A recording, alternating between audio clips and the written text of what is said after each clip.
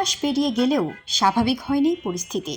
Feeling স্টেশনগুলোর সামনে তেলের জন্য অপেক্ষারত মানুষের দীর্ঘ সারি যেন শেষ হওয়ার নয়। তেলের আশায় আগের দিন বিকেল থেকেই পাম্পের সামনে ভিড় করছেন মোটর সাইকেল সহ নানা যানবাহনের চালকেরা। এই সংকটের সবচেয়ে বড় শিকার সাধারণ কর্মজীবী আর খেটে খাওয়া মানুষ। ভয়াবহ অবস্থা রাইড শেয়ারিং ও ফুড ডেলিভারি কর্মীদের।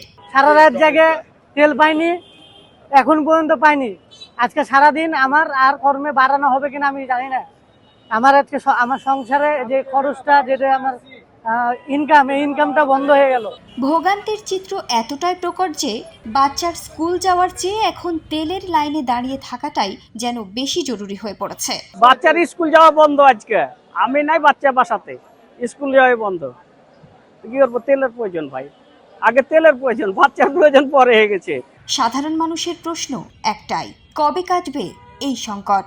আমরা ঠিক মতো পরিবারের সময়ও দিতে পারছি না এবং আমাদের কর্মস্থলেও যেতে পারছি না।